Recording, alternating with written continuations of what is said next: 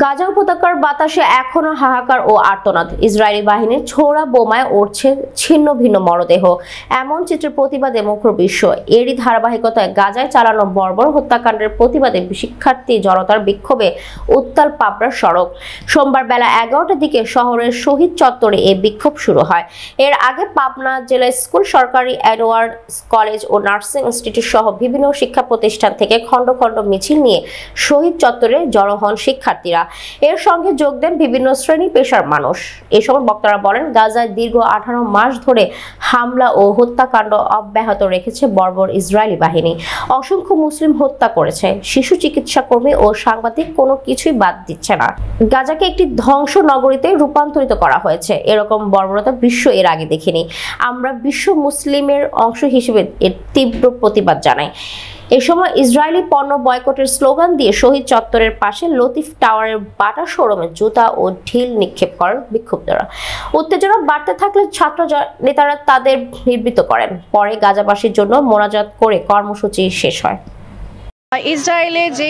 ইসরায়েলরা ফিলিস্তিনে যে আমরা মন থেকে তীব্র প্রতিবাদ জানাতে এখানে আমরা পাবনাবাসী আজকে আন্দোলন করছি। আমাদের আন্দোলন করার উদ্দেশ্য ছোট ছোট ভাই বোন, মা বাবা বা আমাদের পরিমাণ হামলা করা হচ্ছে, আমরা তার তীব্র প্রতিবাদ। মসজিদুল আল আকসা আমাদের প্রাণ, এটা আমাদের চাই, আমাদের মসজিদুল আল আকসাকে রক্ষা করা হোক। ফিলিস্তিনবাসীদের রয়েছে আমাদের হয়তো স্বার্থ নেই ফিলিস্তিনে যারা, আমরা এখানে এজন্যই আন্দোলন করছি যে আমরা দেশগুলো আমাদের উপস্থাপনাগুলো দেখতে পারে। একা না, ফিলিস্তিনের সাথে আমরা সবাই আছি।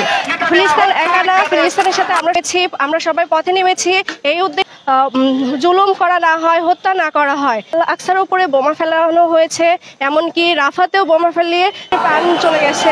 আমরা বাংলাদেশের একটি উপশহর পাবনা জেলা থেকে জাতিসংঘের কাছে একটাই দাবি জানাই, ইসরায়েল দখলদার ইসরায়েল যদি আমাদের ভাই ফিলিস্তিন তাদের উপরে তাদের এই হত্যাযজ্ঞ বন্ধ না করে, আমরা এর থেকেও কঠোর কর্মসূচি ঘোষণা করব।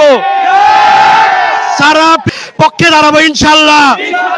আজকে আমরা পাবনার পক্ষ থেকে জানিয়েছি, পাবনাতে যত দোকানে আছে ইসরায়েলের পণ্য, আমরা প্রত্যেকটি দোকানে আজকে আমাদের সার্চ টিম পাঠাবো। আমরা প্রত্যেকটি পণ্যকে বয়কট ঘোষণা করব এবং সেই সাথে আগামীতে যদি আমাদের ভাই ফিলিস্তিনের পক্ষে আমাদের দাঁড়াতে হয়, আমরা আমাদের জীবনের শেষ রক্তবিন্দু দিয়ে হলেও তাদের পাশে দাঁড়াবো ইনশাআল্লাহ। আমাদের পক্ষ থেকে আমরা ওই দখলদার ইসরায়েলকে তীব্র নিন্দা এবং প্রতিবাদ জানাচ্ছি। Boycott boycott boycott boycott. আমরা আজ থেকে সবাই ইসরায়েলি উপার্জিত অর্থ থেকে আমরা আসুন সকল ইসরায়েলি পণ্য বর্জন করি। পাবনা ইসরায়েলি যত পণ্য আছে আমরা বয়কট করব। ইসরায়েলি যত পণ্য আছে আমরা সব একসাথে ভেঙে ফেলাবো। সবাই পাবনায় চলবি না, আমি ইসরায়েলের কোনো পণ্য, সবাই একসাথে দিয়ে হয়তো শতাব্দীর না মানে খালি সন্ধ্যার পরে সব ভাঙতে হবে। কোকা-কোলা যা আছে সেভেন আপ, আমরা মুসলিম হয়েও সেটা প্রতিবাদ করতে মানে যেই যারা হচ্ছে আমাদের মুসলিম তাদের কিন্তু আমরা যদি তাদেরকে এভাবে গাজায় যে আক্রমণটা হচ্ছে এটা যাতে আমরা তাআলার কাছে নামাজ পড়ে এটাই দোয়া করব যে নিরাপদ থাকুক, তাদের নামাজ পড়ে তাদের রিজিক কিংবা